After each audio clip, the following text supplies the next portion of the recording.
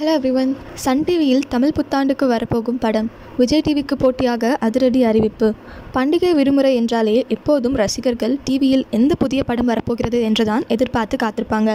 அந்த வகையில் 14 ஏப்ரல் தமிழ் புத்தாண்டு அன்று டிவி சேனல்கள் அனைத்தும் போட்டி போட்டுக்கொண்டு புது புது படங்களாக ஒளிபரப்பு செய்ய இருக்கின்றன.